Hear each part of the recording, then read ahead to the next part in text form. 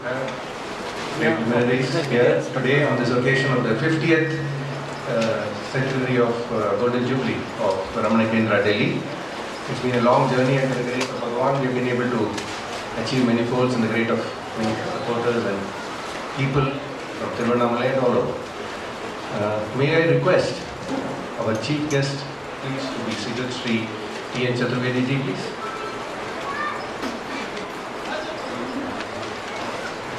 And Sri Ramanan, also President of Tiruvannamalai, Sri Ramanashramam, Swami Prabhudananda ji,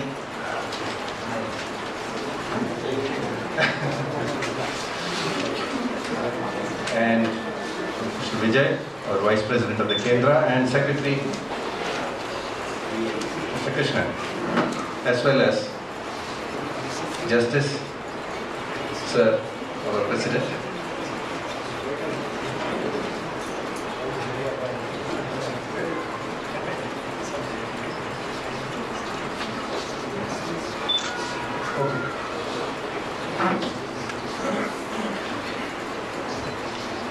We have an august assemblage of people here, and we are very thankful to Sri T.N. Chaturvedi for honoring us by being present today.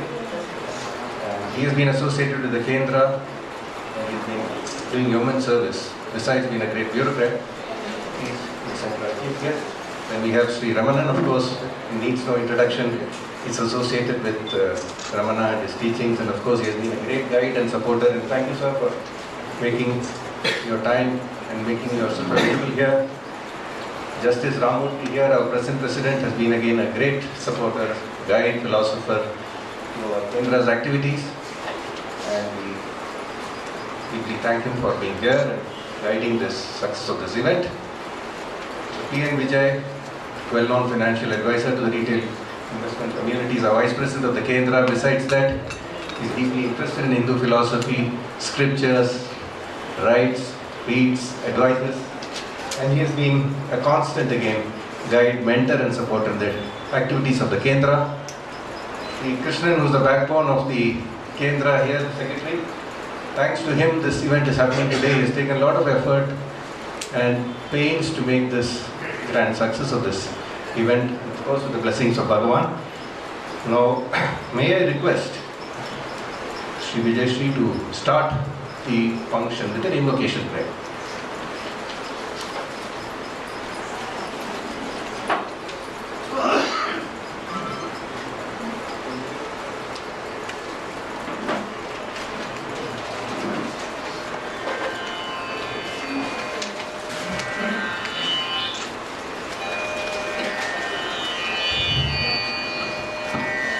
Brohi mukundete rasane, brohi mukundete rasane, brohi mukundete rasane, brohi mukundete rasane, brohi mukundete rasane, brohi mukundete rasane, brohi mukundete.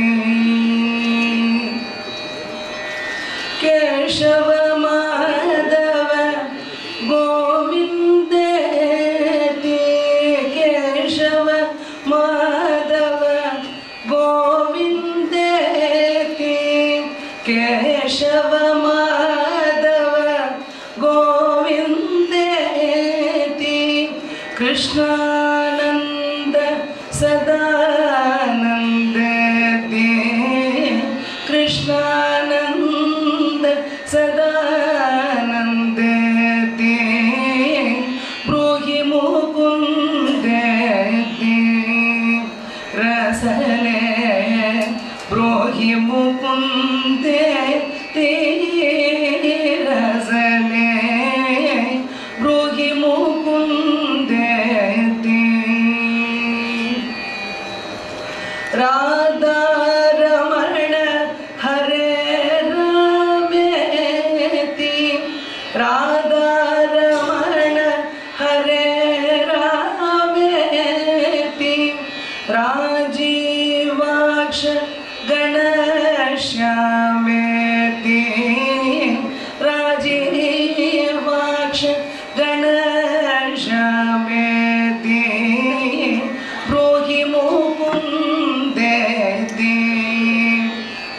rasane brohi mukunde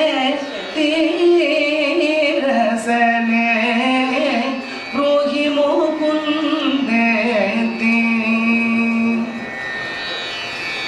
garuda gamananandaka hasteti garuda gamananandaka hasteti kandita dashakandramasteti kandita dashakandramasteti brohi mukundeti rasane brohi mukundeti rasane brohi mukundeti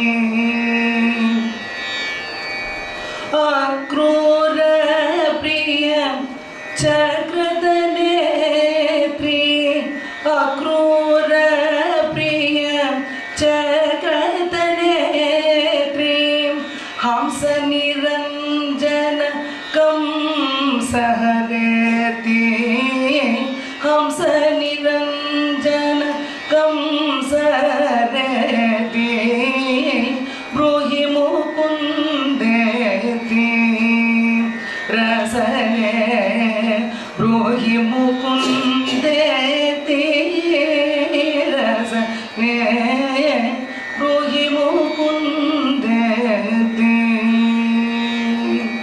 This is a Sadashiva Brahmendra Kriti.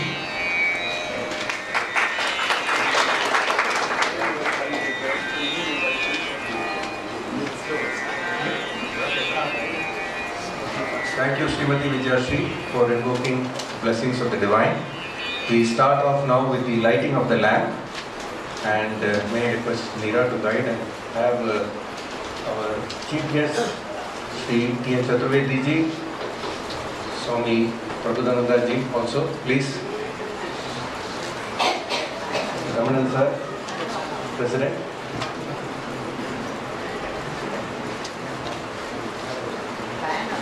Fan not off for you.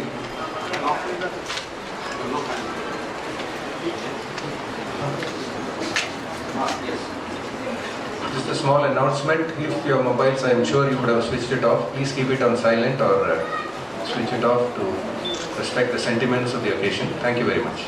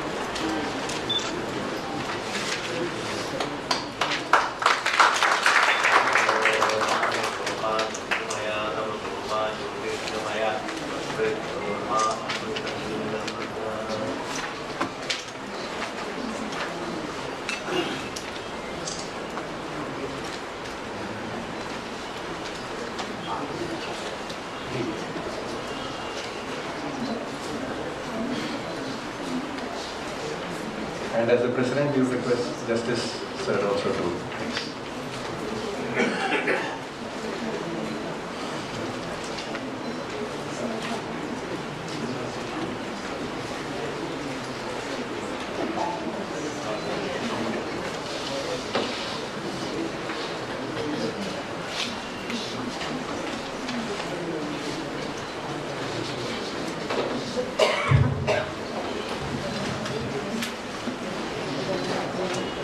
Thank you, sir. Before I request our President, Justice Ramurthy, to give the welcome address, a few words about him.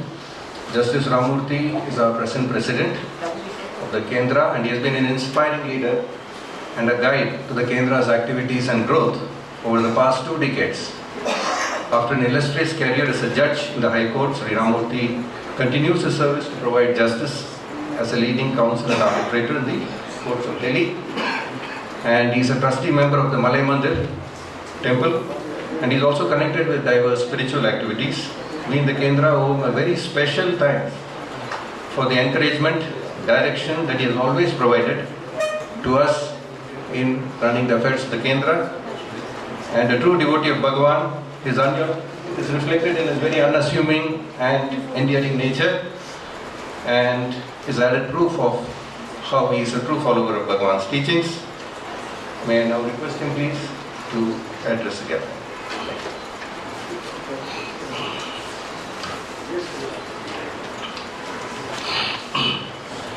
Om Sri Ramanaya Namaha. Om Sri Sairam.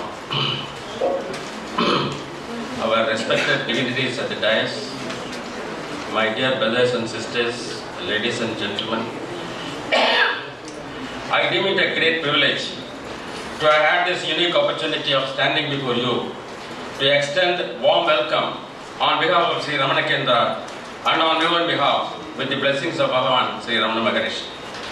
First of all, I am happy to extend my warm welcome to Sri Ramana Maharishi himself, who is very well present here.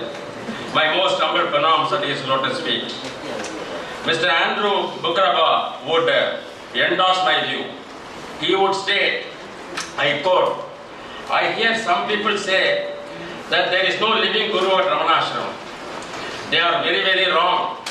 Bhagavan Sri Ramana is now unlimitedly alive and even more alive than ever.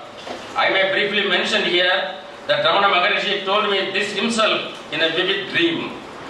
Now that Bhagavan has drawn me to Arunachala, I experience his palpable presence with every cell of my body, with every breath. Unquote. I am happy to welcome my respected Jubilee ji, who was a very happy coincidence, was president of the Kendra for 17 long years, and he had always been very, very compassionate, helpful to us, guiding us whenever we sought his guidance. I am happy to welcome him. I am happy to welcome Sri V.S. Ramana and Mrs. Ramana on behalf of our Kendra for having graciously been pleased to respond to our request and being present here to bless us all. I am happy to extend my warm welcome to Mr. V. Ganeshan, former editor Mountain Park and grand nephew of Bhagavan Sri Ramana.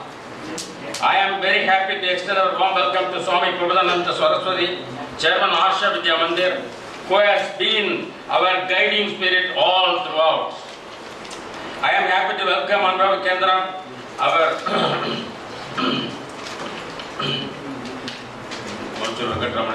am very happy to welcome you all to this great gathering. Very many persons seek to know what is Arunachala. One devotee of Sri Ramana Maharishi by name Kitty Osborne had narrated a story long ago. I quote, long ago, there lived a great sage who was great devotee of Lord Shiva.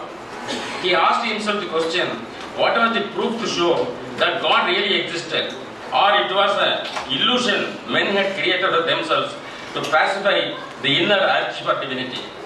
He prayed to Lord Shiva to give an answer. He waited for many years and there had been no response from the Lord. But untiringly he went on, and one day Lord Shiva appeared to him as a blinding column of light. The sage could not see anything, and therefore he prayed to the Lord to explain this phenomenon and implored the Lord. And Lord stated, life as such is difficult enough for us. Is it fair for God to also remain always invisible to us? Should we all believe as an act of faith alone without any assistance? I beg of you to give me a hint. Lord Shiva took pity on the sage and said, for your sake and for the benefit of those who come after you, I will become a mountain in this place, and all who wish to see me may come and worship me here at Arunachala until the end of time. That is how Arunachala had come into existence. Thus Arunachala came into existence. Now generations have been enjoying this place. That is the effect of Arunachala. Katya Osborne, in an article in Mountain Path, had described this mountain as medicinal hill. I quote, the many special attributes of the sacred place have been recognized from time immemorial. Possibly in the ancient days, When people were more attuned to natural forces, the power of Arunachala was more apparent to everyone, and its manifestation was acknowledged by all. Certainly, many shrines and temples, some of enormous antiquity, festoon the Parikrishna road, and legendary stories of sanctity of the hill proliferate in the scriptures. It is an eloquent confirmation of the abiding authority of this place that its influence has not evaporated over the millennia. Indeed, it is apparently just as strong now as it ever was. Whether the source is geological due to a concentration of magnetism in its structure, or whether it is purely spiritual due to causes we cannot understand, the fact remains that the power is there and so strong that it is almost tangible. Unquote. Therefore, the sanctity of the hill has to be appreciated and we must have the faith. About Sri Ramana Maharishi, I can tell you at length many instances of the demonstration of divinity. But this is not the time to indulge in such an exercise. But I would like to take a fair sprinkling of one or two instances just to highlight this point. One enlightened soul referred to as Mauni Sadhu in his grave in Melbourne in Australia, 1898 to 71, was from then Russia, came to know about Sri Ramana Maharishi from Paul Britain's Search in Secret India, given to him in a park by a stranger. He was an engineer, a specialist in building power stations and high voltage lines, and was in Brazil. He formed a group following the teachings of Maharishi. He himself wrote a book, The Direct Path, which he personally offered at the feet of Bhagavan. One gentleman from Hungary who settled down in Israel, after reading the books on Bhagavan, Ramana Maharishi said, I knew inside my heart that I had found my way, the purpose of my life. I became grateful to Ramana Maharishi and to my faith. Since then, Bhagavan Maharishi has walked with me hand in hand in my day-to-day life, showing the way to self-realization. Unquote. One devotee visited ashram in the year 1943. On the fourth day of his stay, he had the good fortune of having darshan of Maharishi when he was coming down the hill with only an attendant accompanying him. On seeing him, he graciously stopped and looked at this man. The devotee prostrated before Bhagavan and prayed for relief from his troubles.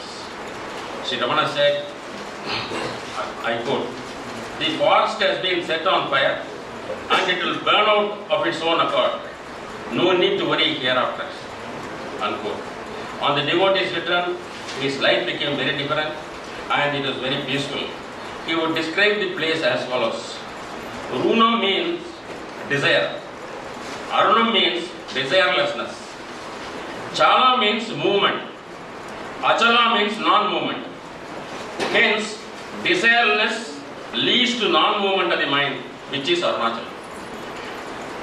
Mr. Paul Button very testily put his devotion and said, no doubt, throughout history, it will be debated whether at the lotus feet of Lord Arunachaleswara there lived a seer, a mystic, a saint, an incarnation or God himself.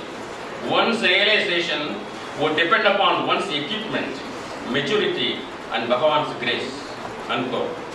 All truth is in God, in his cosmic consciousness. Truth means the nature and history of everything on earth, everything in the universe and beyond.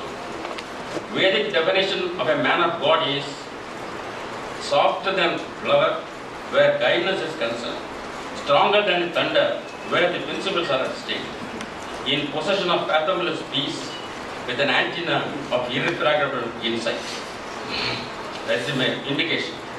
Considering the materials available to know about Ramana's teachings, I personally feel that any best or oldest university in this world is only a kindergarten. This Kendra in present form has an illustrious and glorious past, where great personalities have contributed immensely, which we are now enjoying. His Holiness Sri Sankaracharya of Sringeri was so kind to inaugurate library cum lecture hall on the 3rd of May 1977. The funds were raised through benefit performances by Bharat Ratna Srimati M.S. Subbarashi, Srimati Lata Mangeshkar, and Yamini Krishnamurthy. We all remember them with sense of great gratitude. Today, we remember all the devotees with all commitment and devotion had taken great efforts to build this institution. In particular, late Professor K. Swaminathan. It's a very happy coincidence. Therefore, when we have all been called to assemble by the loving command of Sri Ramana Maharishi, we have to have absolute faith and surrender to him. The effect will be that we all will have very good health, long and peaceful life. It is stated in the Vedas that the seeds of past karma cannot germinate if they are roasted in fire of divine wisdom. I pray to Sri Ramana Maharishi to keep us all under his protective wings so that our country may continue to maintain the free way of life with the spiritual fragrance which we have been having from time immemorial. Once again, I extend my warm welcome to you all. Om Sri Ramana Kendra, Om Sri Sai Ram. Thank you.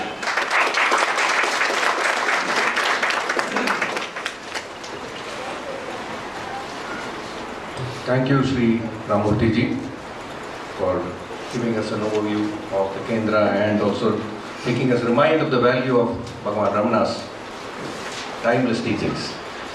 Sri T. N. Chaturvedi ji needs no introduction, but still I have to go through brief formality of telling the public. He is one of the most influential and leading bureaucrats in India. He continues to serve in various capacities. He has served as a Comptroller and Auditor General in the early 80s. Among his well-regarded reports is the one on Bofors, which earned international acclaim. He has served as an MP and also as the Governor of Karnataka State.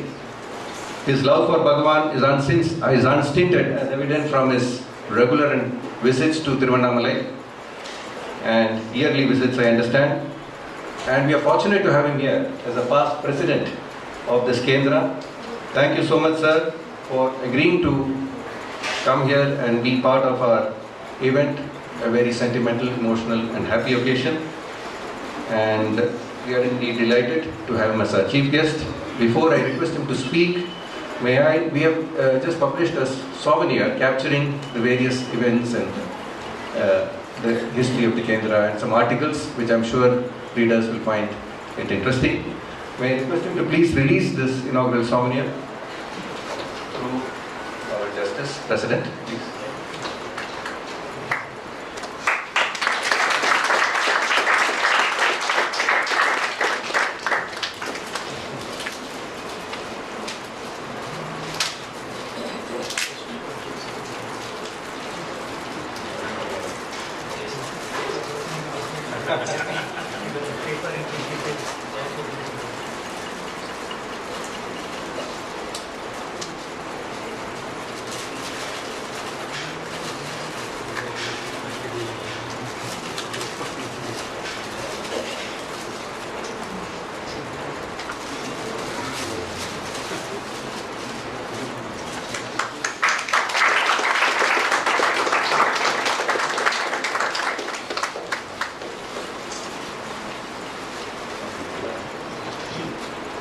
May I now request Sri Chaturvedi ji to give his address, please. Thank you.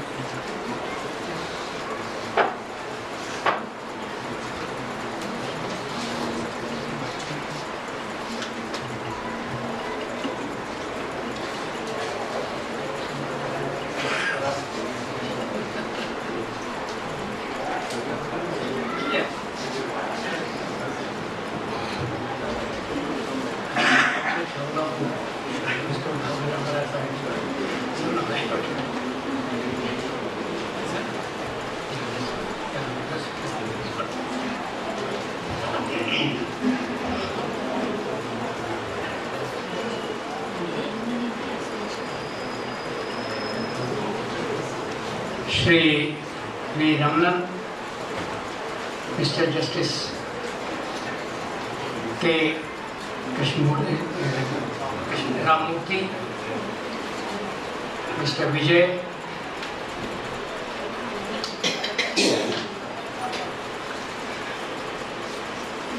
Mr. Krishnan, Secretary, Mr. V. Ganeshan Front, Swamiji, and very distinguished ladies and gentlemen.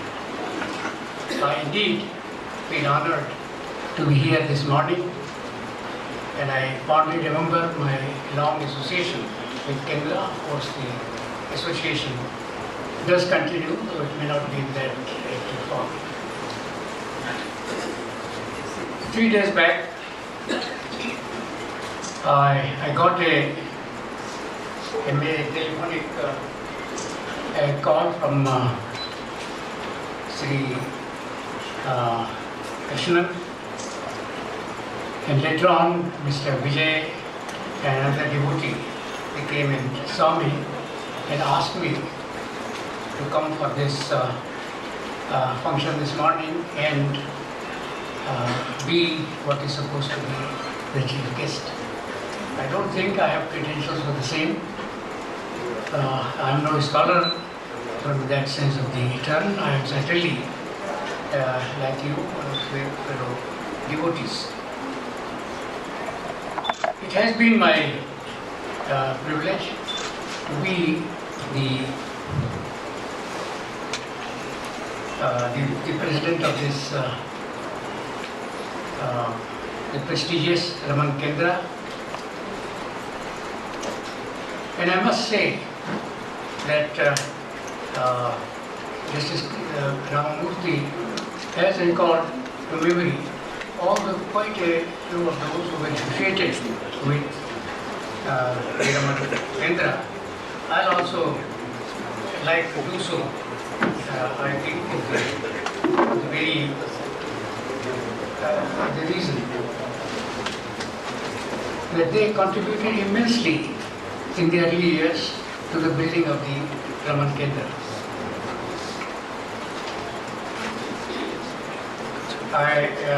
I'm sorry I didn't have time because unfortunately I am also at the same time busy with other celebrations of the Diamond Jubilee celebrations of other institutions which the President tomorrow will inaugurate and a large number of meetings. But I did agree to be here and pay my humble tribute, pronounce to Sri Bhagwan Ramana Maharshi. I didn't have the time to prepare any particular address as such, but I have done some jottings last evening, and on the basis of my jottings, I would just like to make my comments. Yes, it has been my privilege to visit Tirunamalai and the Ramanashram for the last 40 years or so. I think if I remember right, it was sometime first in 64 that I visited Ramanashram, and thereafter quite a few times, and while I was in Bangalore or any time I happened to be there, even in Chennai or in Pondicherry, I make it a point. And that's how I would have opportunity to meet Mr. Ganeshan and Mr. Ramana and some other. And it is always somehow an experience which one likes to cherish. The visit to the place it's nice of Mr. Vijay to have sent me a small this and some key points which he wants to be covered on this, but and which he has sent to Dr. Karan Singh also to be probably meeting later on. But as I said, I like also to recall the presidents, and of course behind all the presidents, the inspiring force to which reference was made by Justice Ramamurthy, Mr. Professor K. Swaminathan, and whom many of you are very aware, who edited all the works of, collected works of Gandhi in 100 volumes and has written copiously. And I remember Mr. Venkatraman referring to him as my professor because he had taught him also in the premises of this the ashram itself. Mr. C. Subramaniam, Mr. C.R. Viraman,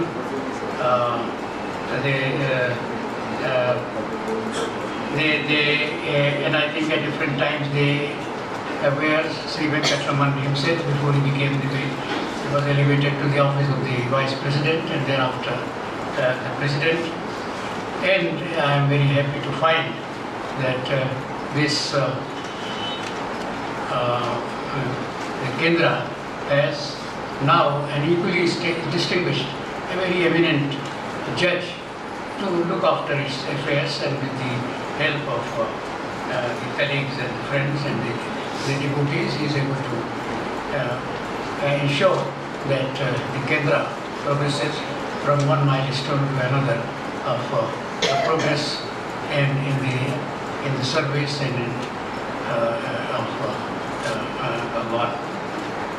This I'd also like to recall to my memory Dr. Gauri Shankar and Mr. Natarajan, A.R. Natarajan. Of course, he later founded but how active he was, how active these people were here, and the kind of contribution, the way, and I think while I see some very old faces, very old devotees, and by his grace, they are still with us. But I particularly would like to refer to Mr. Subbiah. Every Sunday he used to give a devotional discourse, and quite often I will also come and join and listen to him. So all these who, for any institution building and for its continued the healthy and growth, it is necessary that we do remember all those who toiled in the initial years, and it is the fitness of things that it was done by the present president of the Ramana Kendra. Now, coming to the subject, as I said, I do not think I have the necessary credentials to hold justice, but I will certainly make an effort, and as I said, by way of homage, because when I got the telephonic the request, and later on in person through Vijay, who I had already promised and assured, I said I will be there.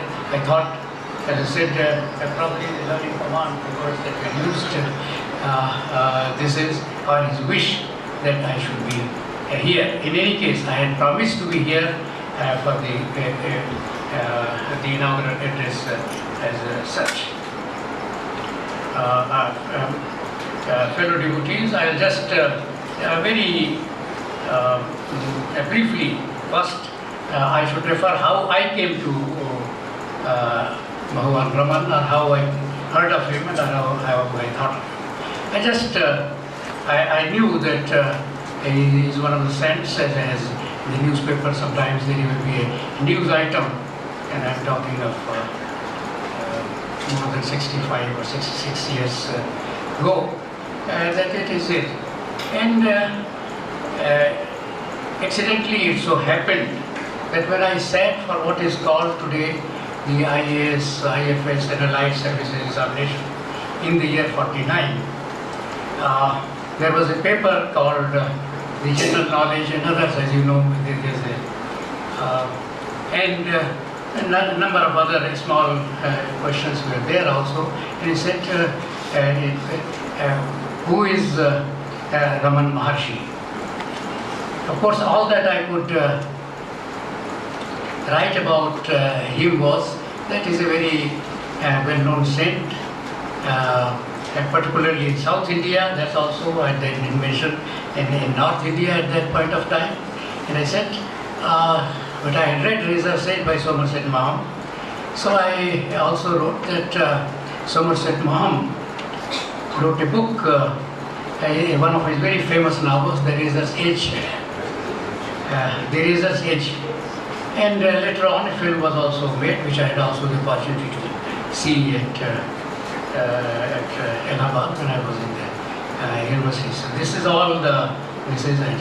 It so happened that after a few years, while I was in the service at Jaipur as Secretary to the Chief Minister of Rajasthan, this must have been 56, 57. This is my wife seeing some magazine or some newspaper asked me again, who is Bhagwan Raman? I said, all that my knowledge was, I just displayed it. And then I said, all right, let us get some more literature about him. And I knew that about Ramana Ashram. And so I got the address from one of the persons who was interested in spiritual literature, and he gave me the address. And I sent for 4 or 5 books about which I had got the information, including talks with day-to-day with Raman, and I think the later Sanagamma, the smaller. Now I must say over the years the wonderful work has been done, but I still cherish, though I have other editions also subsequently, but I have kept that this is, in which this is, and my wife read and I also read some of it, but unfortunately she could read the whole of all the things that had come, including Mr. B.V. Sri V.V. Narasimha Swami as biography, self-realization and something, this is the thing, and also it so happened at that very time at Allahabad in one of my book haunts, well known at that point of time, 2 books, a search at the same time I got them, a search in Secret India by Paul Brunton, and then also the Arthur Osborne's first edition of the biography of Bhagwan Raman, I think, which is also still very popular and a wonderful, very, very extremely beautiful edition has been brought out by the Ramana Ashram. And I read both of them and was very initially fascinated, we could say almost mesmerized and so on. And then since this was a desire to visit, but unfortunately I had to go to the States for some fellowship as a young IAS officer, and on return or something many times, but 64 or so I could visit, and then again in 65, and which is for me extremely important and very personal, very touching. This is in 65 I had my wife and we had lost a daughter who was an infant, while our son who was to be treated in Vellore, because those facilities at that point of time were limited. Dr. Bhatt, whom later on I knew at Vellore Hospital at that time, and so I fixed up an appointment, and we were supposed to be for 3-4 weeks. But we had to wait longer because Mr. T.T. Krishnamachari, he fell ill and Dr. Bhatt had to go for his treatment and so on. And then we went to Ramana Ashram a number of times because I would stay and decided to stay in Pondicherry with a friend, and we visit very often Ramana Ashram and 2 apart from Pondicherry itself and Chennai. Now, naturally, there my wife was inconsolable at that point of time because she had left the infant with hardly 4 or 5 months with my youngest sister, and unfortunately she expired and she got diseases. And that was the time that she was extremely inconsolable all the time, and this is when we went to, we will go again and again, and one day, suddenly sitting in the evening at the Samadhi of Bhagwan near it, it was open, therapy and hall at that point of time. She suddenly got up and told me that I have got peace. At that point of time, she said, and since then, otherwise in the it was quite a difficult a problem for all of us, because one son to be operated and this kind of things happening. So that I said that there is a personal kind of an experience which one underwent, and which enabled one to understand as to what this is, what this when whom Mr. Pattavi father, Sir C.P. Mentioned the sage of peace, that what is and something, and so that's how that naturally enhanced my association with this Ramana and the Ramana Kendra, and that's how I was. Actually, I suppose I wanted to be there this week in this, but probably of this function, because other things also intervened and I could not go, but I do hope that in this I will be able to do so before the year is out. So I met you, pardon me for making this personal reference, but this is what somehow or the other one undergoes, and this, of course, I mean, I might say that this Somerset Maugham himself wrote another, actually a non-fiction piece on Bhagwan, and it was later on published sometime, I think in 58 or so, the Saint. This is so, and that's why all of you are aware as to how he did. Now, one of the things he certainly, see, Raman is one of the unique, I think, shining stars on the this spiritual firmament of India, and both his message, his teachings, and his personality have the kind of the potency or something which manifests themselves in different ways. This, and when we look any picture of Bhagwan Raman, when we look into his eyes, all we see the radiance on his face, the peace, compassion, empathy, and somehow or other the feeling that it is his gaze is all concentrated on you, and then some kind of an affinity, some kind of a kinship begins to develop between the devotee, the seeker, and Bhagwan himself. And people have written, even in Paul Brenton's book, you find, of course, he wrote about him in another book later on, in Secret Path also. But in the first book, it's his experience of how he was, he came and sat, he didn't, and Bhagwan sat unblinking in almost an hour. Then again he says, he saw the unblinking, and then the kind of the misgivings and the doubts that he had got dissolved. And there's a lot of people who have said, and this is what one has an experience. That is the aspect of his personality. This is, and then there's a question of the teachings and preachings. He, I mean, is known as the Mani Sadhu, the silent the person, and so on and so forth. This is, but then, I mean, there is a kind of a power in silence, which somehow or other, which impressed anybody who came, and overwhelmed the person or something. And I may have something to say about this, in the sense that Gandhiji, who thrice, as Bhagwan said, and he also confessed he couldn't meet Ramana Maharshi, but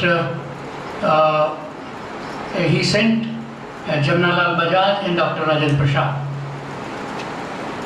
to meet Bhagwan in 1938 or so. And at that time, both had undergoing some personal and family travels. And something, and there is a record, and I really, through the courtesy of Mr. Ramana, I got because my photo is there, the picture in the dining hall, and I said, I also want a copy of the same. A few years back, I got a copy of it. Now that is all recorded, something, it will be interesting for you that this is Arvind Sharma, who was a member of the IAS, later on resigned and became a professor in McGill University in Canada, and he has written 2 books. One is called, is a biography of, a small biography of Bhagwan, and the other is the spiritual, a spiritual biography of Gandhi, which came very recently, last year. Now both are earlier American editions, but both are now available, and I think they are available even in Ramana. Now this spiritual Gandhi, he devotes a full 1 page about Gandhiji and their relationship and so on and so forth, and that's what one can realize. And one of the, I can't repeat, it's not necessary, all the conversation with Jamna Bajaj and with Rajendra Prasad that took place, and also some questions which were asked by those who had accompanied these 2 leaders. This is the replies that Bhagwan gave to them.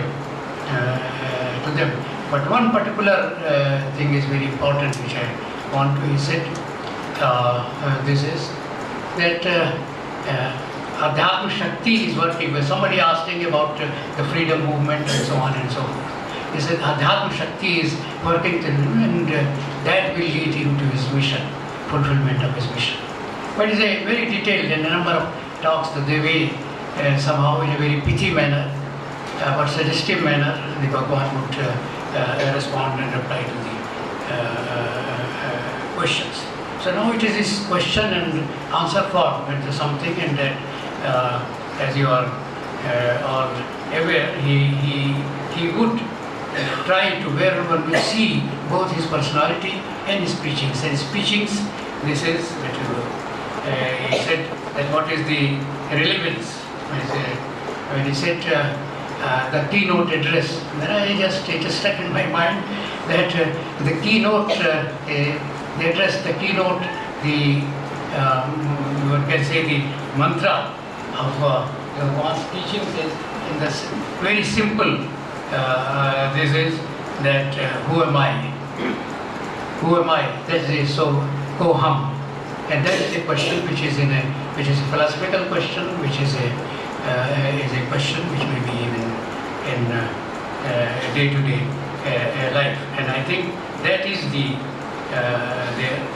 that is this, from this kind of a Atma-vichar, thinking about it, how from the outward we turn to inwards, and then try to concentrate on this. This is the direct path.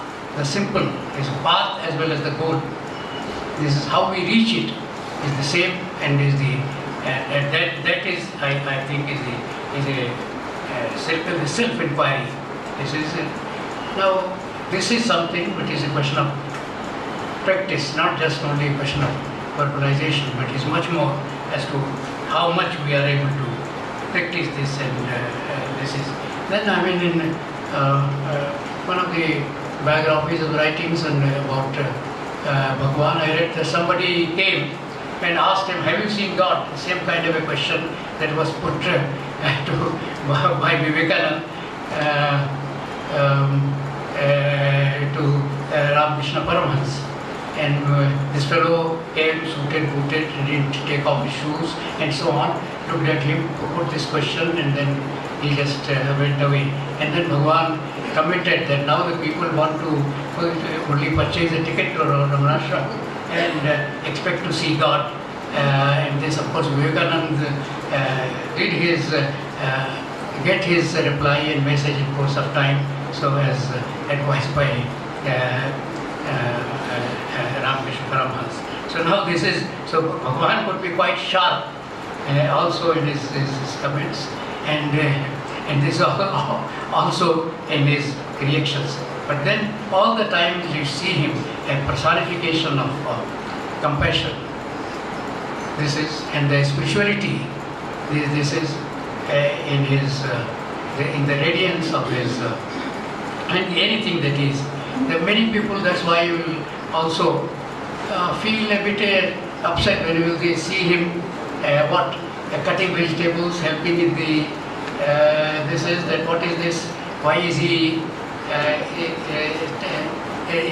is wasting the time and all this, what kind of a Maharshi is he, and then the people come and this is a very the stage kind of the replies that will come, and then the people will, that is, he is exemplifying because there is no, he had no dichotomy between what he taught and what he spoke. He never claimed to teach anybody.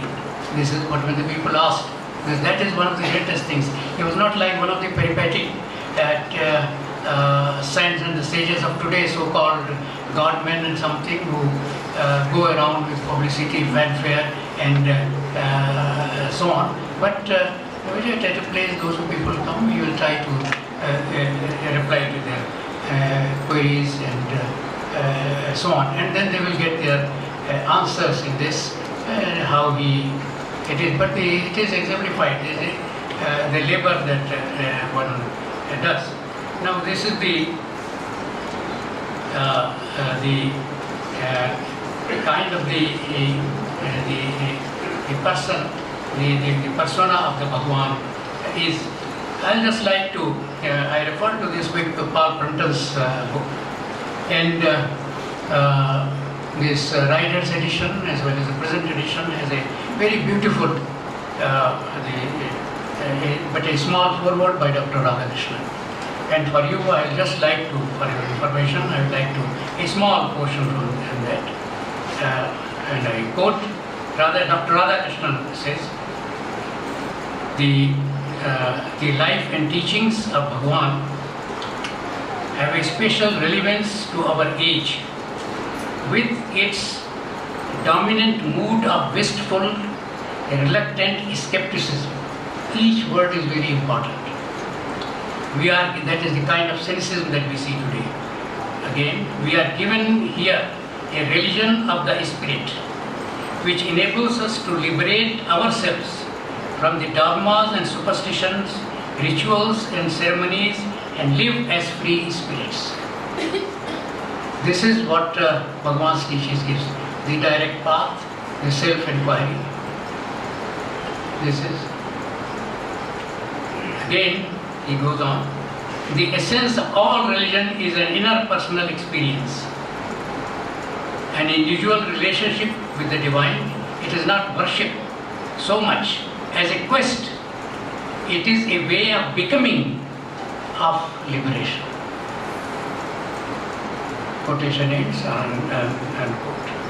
Then again, while concluding, he says that this is, Ramana Maharshi gives us the outline of religion based on the Indian scriptures, which is essentially spiritual, without ceasing to be rational and ethical. And that is what is the relevance today is, that what is which is ethical and the rationality, because the questioning is spirit, and the Bhagwan and another Ramakrishna Paramhans, the two saints will inevitably say that you don't accept anything unless it is you are satisfied. And that is the rational spirit of today, or the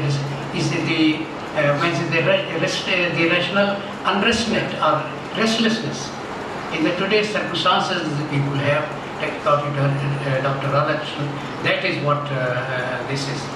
Now, this is what I think is the relevance of Bhagwan today, and I think every function, this is even, it is a Diamond Jubilee celebrations function, it's not just of the premises and the buildings and so on and so forth, but that who is real, the living force, and that is the Bhagwan Maharshi that he is in. the mind consists of thoughts, and is always the thought waves that always move. But they vanish, leaving the supreme non-individual and non-dual self alone. If we see that, try to just try to go deep within and quietly meditate. That's what the question of meditation is. And then we realize that the phenomenal world round about, the things that they they don't vanish altogether. They somehow or other can be looked in a particular perspective, but they do not have that pronounced the importance that they usually have when it is. And this is ultimately leads to the illumination, or what is called Atma Sakshatkar of the that is what here I think that one of these thing is, but one of the which has been published now in so many editions, that is small book by Mr. M. Shivram Pillai, who met Bhagavan in the Virupaksh cave, and Bhagavan gave the written answers or something, which is now in the 28th or this is that, and I think that this is the, so it is this, his is the voice of silence, and which conveys what the Bhagavan has to the devotee and the seeker who wants to have it. I had read it in one of the part, the articles in one of the spiritual, one of the I think centenary, the volume or some other volume published by this is where the author, and I think if I remember right, his name is Mr. S. Ramon. I mean, one of the speakers today, I don't know whether he's the same gentleman or some other. This is the eminent, and Mr. Ramon is here, and he started his the piece by referring to what Lao Tzu, of course, is pronounced a little bit differently in the present Chinese. This is, but what as he said, he quotes him, and he said, "To teach without words and to be useful without action, few among men are capable of." This is, he quotes in the beginning, and then he goes on to say that in Bhagavan Sri Ramana Maharshi, we see the living testimony to that capacity or that capability or that power. And that's why, I mean, when you see the day-to-day talks or the reminiscences and memoirs that have been written and galore, very important by the people who in the initial years saw Bhagavan from this is, and they have that what kind of a the force that this is like what we say. That's why the Bhagavan would be called by many and looked upon, and even today by many of us as Dakshinamurti. This is something is sitting the silent, and then his teachings flow to the persons. And so that's how this is the kind of the teachings, and all of us are here with are familiar with Bhagavan's broad biographical details, and I did not refer to them at all, except that is famous as a student, that famous mystic experience, the so-called fear of death. I think that is what is that young the student who is interested in all kind of crimes and in the outdoor activities, and something is suddenly develops afternoon this so-called fear of death. This is, and then he thinks that and at that time he has that experience that who am I, because he himself is the witness. This is what is happening, that I am dying, that this body is dying. This is, if that kind of experience, the separation, the clarity, some kind of a comprehension, the visual perception as if that he is dying, this body is dying, slowly and something, and then he. Now that what is very, and that I think was the starting point of his realization. He is a Swam Siddha. He didn't have any physical guru in that sense, I think, though he was. Many people, this is that he will not give his diksha as such or something as his essential, but those who they imbibe or something will say that. So that is what is extremely important, that if we this, and that he was a realized soul, and that was the one say that the moment, a great moment in his life, a turning point in his life, and then that what he achieved and what he did, and then his eventful journey to this is and all that, which we not I hardly this is, and that, but then we see another phase when he reaches there, Arunachal. He seems that he says that he is with his father. This is in this looks upon the importance and significance, just as Ramurti of Arunachal. He mentioned in an extremely succinct manner, and that is what this is. And then the earlier this is whether it is the Ganpati Muni or this is Shishadri Swami and many others, Murgunar and all that, and at different stages they come to him, and this is, and this is that one is very important. This is because the name Bhagwan Raman or Sri Raman was also given by Ganpati, because sometimes the people, many of the foreign devotees and Indians says, what is your name, Sri Raman? He said, you say so. Bhagwan's reply was, he will not say that is I am Raman, or this, of course you hardly use the word I, but the body is called Raman. This is, or that you think so, or you say so. So this kind of the response is, I must say, very the touching one. And then when he comes to the Ramanashram after the death of his, how his uncle and how his mother, they try to find him out, and all that is a story which is something very remarkable. The different phases of his stay are also very important in the different ways. In Patal Lingam, that the way he lived, the way he conducted himself, and what he realized and what he did. This is, and even the mischievous boys will throw stones, etc., etc. But that all we know. And Patal Lingam is, and even today, now it is of course in a much better shape. And Sriraj Gopalacharya had inaugurated. There's some renovation and all that kind of a thing, but it's still only that you would see. Now this is, and that's the commentary life, and so his personality really represents almost like a living God, but a life of simplicity and of immense humility. That's what is. But the best thing, the most important thing that drew the people to him was his accessibility all the time.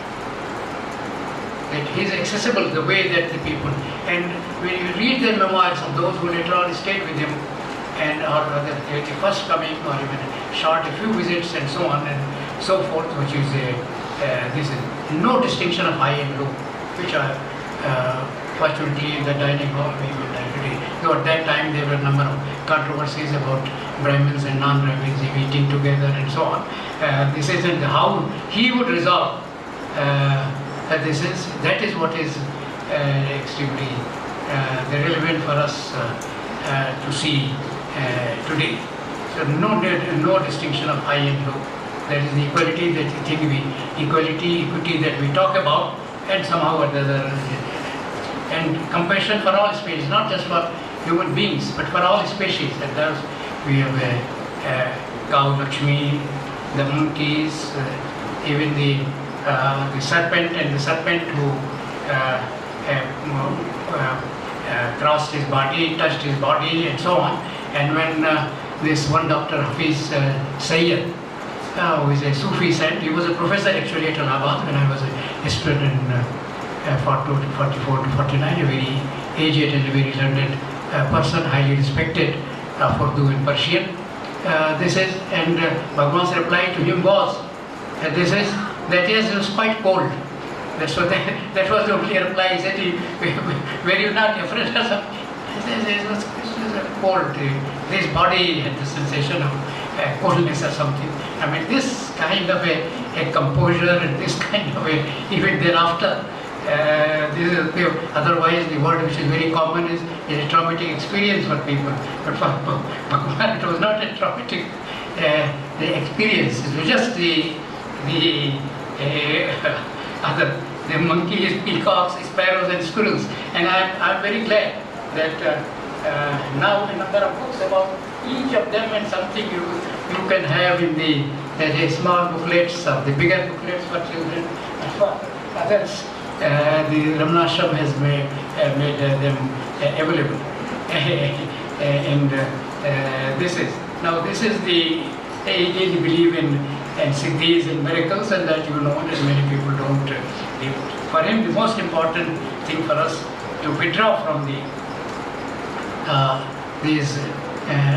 outside the world, and then delve within. That is what is very important. I do not want to take more of your time. One or two things. I just over the years, the huge amount of literature that has, and I think for that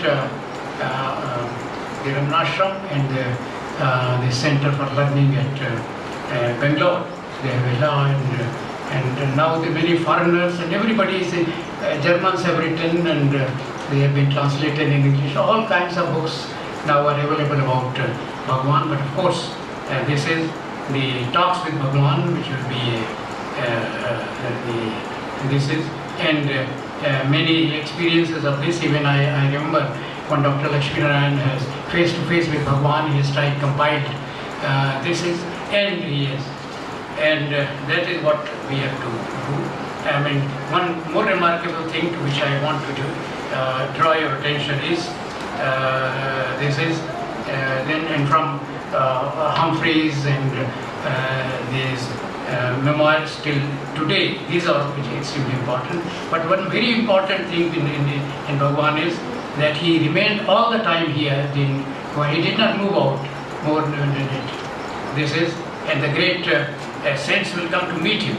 By Swami Ramdas, one Punya about David Goodman has written him, and Mata Anandmayi, Sadhu Baswani and J.P. Baswani, Yogi Ram Surat Das, and many others or something. Even one find that the Christian, this is Swami, this Adi Dikshitanand, this was his ashram here. All these will go. So Raman, and then one of the very interesting thing is that near him was another the saint and the sage, and there was connecting links. Dilip Kumar Roy coming to Bhagwan, Aurobindo sending him at a point of time, and this is very interesting for all of us to read what Dilip Kumar has written about Bhagwan. And one, he said in a moment of, and then there is a conflict in his mind about the Guru, whether he will go to him or not. We went twice, and it's from that angle that one has to read this there. I'll end by giving you another Dr. Hafiz Sayyid, the experience. His wife, which was initially as a Muslim with all the, and a very high class Muslim. This is of North India. Those days, I mean, in Lucknow and Allahabad. This is, she will go accompany the father, but listen to Bhagwan, wailed and so on. This is, but then gradually she began to come near and something and listen to him and requested his Dr. said that why not invite Bhagwan one day to a meal at our place. And he said, I don't have the courage to ask him. So ultimately they said, that's right, I will. So both of them saw Bhagwan going up the hill, or while coming down the hill. And Dr. Said said, my wife wants, she also said, that Bhagwan only smiled and so on. And then again, because the dream and the vision was, and then later on, the wife and husband quarreling, that how is it that you did not, that's why Bhagwan didn't consent. He didn't give his consent. He didn't say he smiled and went away. He did not press him. So this was the same night she had a dream. And the dream, the Bhagwan telling that if you send for these three people, this is, and you feed them, that is just like feeding me. And then the wife tells the husband in the morning that this is the dream I had. And this is, and then they went to Bhagwan and said about it, and all that he did, he was a smile. So, ladies and gentlemen, I have taken longer than I have. He has left for us a rich legacy, which is a perennial one. He is a teacher and a benefactor of humanity, of harmony and culture, because there is no sect or something in which is direct path. And that's why with the Parsis, the Christians, that everybody will congregate and meet him in this. And is a direct path, a simple path, which is irrespective. He is unconcerned about world outside, but not without concerns of individuals, that as you see in his questions and answers and the letters that the different people receive. His was a vision of peace for man, for individual within, and for him, peace without. Thank you all. My pronouns again.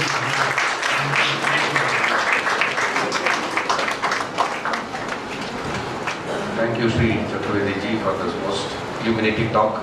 Bhagwan. May I request Shiromani Madam to please hand over a memento to our chief guest.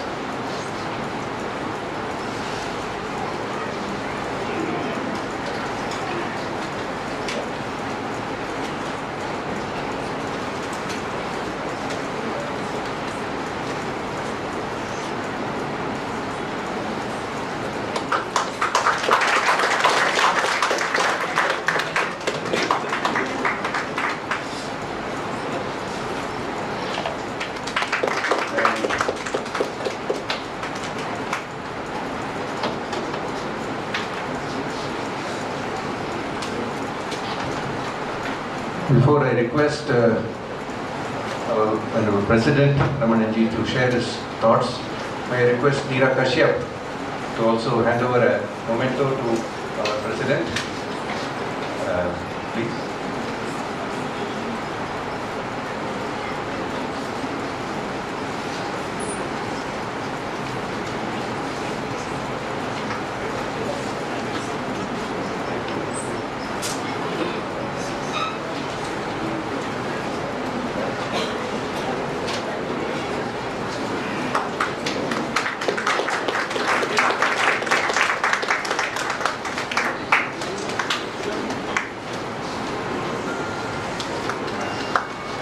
Thank you.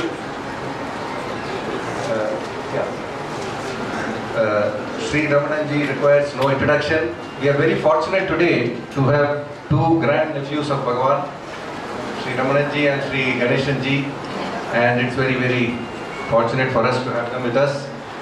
The president of Ramanashramam, he was an engineer by profession. He served in Neyveli Lignite for 14 years and then Indo-Petro Corporation. And he was blessed to be in Tiruvannamalai during his childhood, did his schooling there, and at weekends, we understand he used to spend time in the ashram with Bhagwan, and when he was 16, Maharishi merged with the divine. What a great blessing to have been in the presence of Bhagwan, and we are very fortunate to have been here, to have him here with us today. After retirement in 92, he has been serving the ashram, and for the past 20 years, he has done human service. We all feel his grace and the way he used to treat us true guests. Whenever we visit Tiruvannamalai, we can't but forget the way he was a perfect host and treated us with so much of care, love and affection. Thank you, sir, for coming today. and we would like you to share a few words. And you can sit down.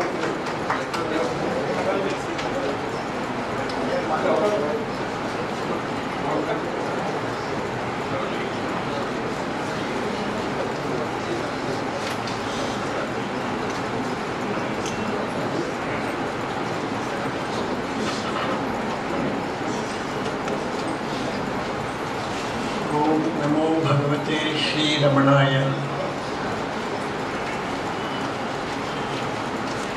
I am happy. I was mentioned as an engineer by the previous speaker that you're going to help me to curtail my talk because engineers don't speak at all. So they can do some work. So that will help me today very much.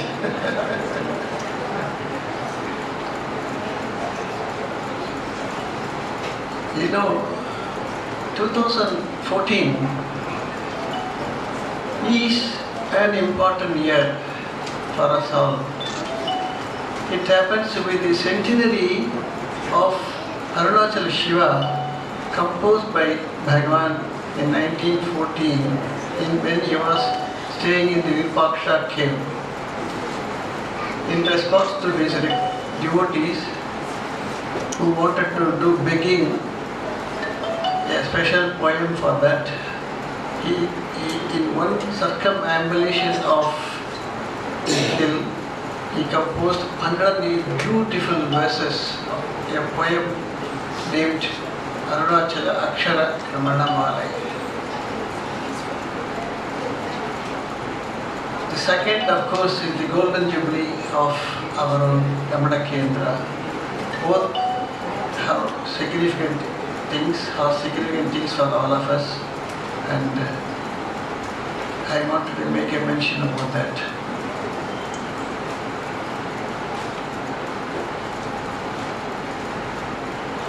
The first verse of Aksharamana, as you know, Arunachalamana Ahame Ninipavar Ahate Veerarupai Arunachala. To root out the ego of the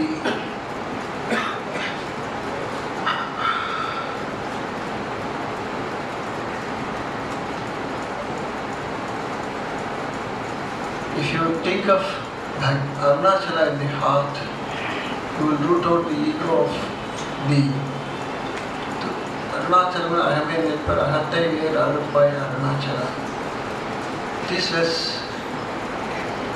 is perhaps the central poem of the entire 108 verses. All of them are beautiful, of course.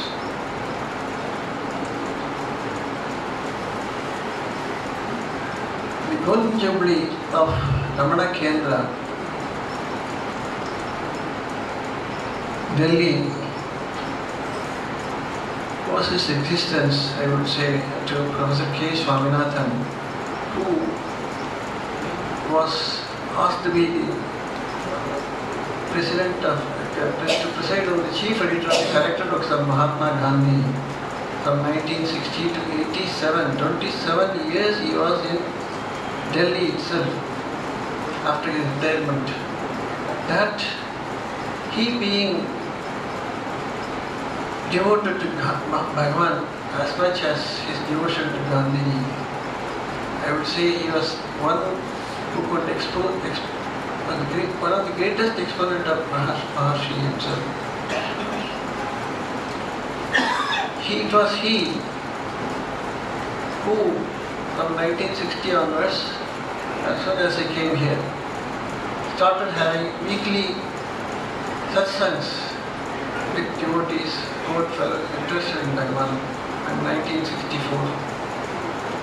Formally, 1964 or so, Ramana Kendra was formulated, and 1971 the building itself was opened by the then Minister C. Subramanian, 71 or 72, by C. Subramanian himself. Personalities like Moradi Desai, C. Subramanian, and like great people have been the presidents of Ramana Kendra. And the chief instrument for all of them was Professor himself.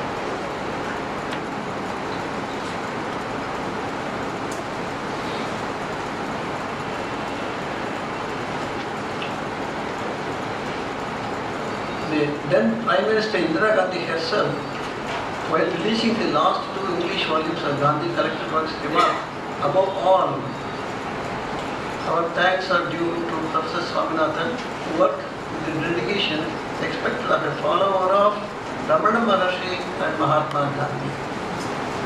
So, this Delhi, Professor was instrumental in making him better known, and the flourishing of Ramana Kendra Delhi at the present institution, at the present location, was very much due to the professor himself.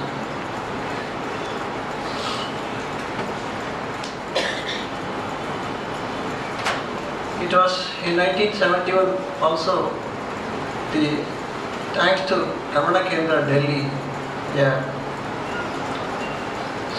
a stamp was released in the name of Ramana. Again, Delhi Kendra, we should all thank you very much.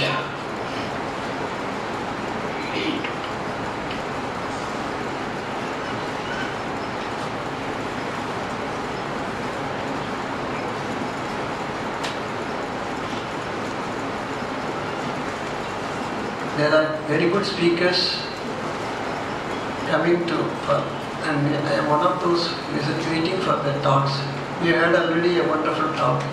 Let me conclude my little blabbering with just a small poem on the garland of Guru sayings. Why do people call me learned? What is the mark of real learning? Learning that all garnered knowledge of things is empty ignorance, and that true knowledge is the search for the knower. The Guru who tells his disciple, do this or that, becomes for him Yama, Lord of death, or Brahma, Lord of birth. He who declares, you have done enough, is the true Guru, bringing grace divine. Majestic like a mountain rises the splendor of the sin-destroying Guru, who holds the royal court in the devotee's heart of love. Ineffable is his mounting bliss. To those who have known it, do not speak. Those who have spoken of it have not known it. The only true and full awareness is awareness of awareness. Till awareness is awareness of itself, it knows no peace at all. All this was by Muruganar, recorded in Tamil and checked by Bhagwan. The translation in English was by Professor Swaminathan. There are very good many speakers. I am waiting to talk to you all one by one. I don't want to come in between them and you. Let me chant one small verse by Bhagavan and Karuna Purna Sudhamde Kabalita Ghana Vishwarupa Kirana Valya Arunachala Paramatman करुणो भवचित्तकञ्जसुविकासाय त्वय्यरुणाचल सर्वं भूत्वा स्थित्वा प्रलीनमेतच्चित्रं हृद्यः विद्यात्मतया नृत्यसि भोस्ते वदन्ति हृदयं नाम अहमिति कुत आयाति त्यन्विष्यान्तप्रविष्टयात्यमलधिया अवगम्य स्वं रूपं शाम्यत्यरुणाचलत्वयिनदीवाब्धौ त्यक्त्वा विषयं वाक्यं रुद्धप्राणेन रुद्धमनसान्तत्वां ध्यायन् पश्यति योगी दीदिजिमरुणाचलत्वयि महीयन्ते त्वय्यर्पितमनसा त्वां पश्यन् सर्वं तवाकृति तया सततं भजते नन्यप्रीत्या सजयत्यरुणाचलत्वयि सुखे मग्नः श्रीमद्रमणमहर्षे दर्शनमरुणाचलस्य देवगिरा पञ्चकमार्या गीतौ रत्नमुद्रितमोपनिषदं हि ॐ नमो भगवते श्रीरमणाय। Thank you.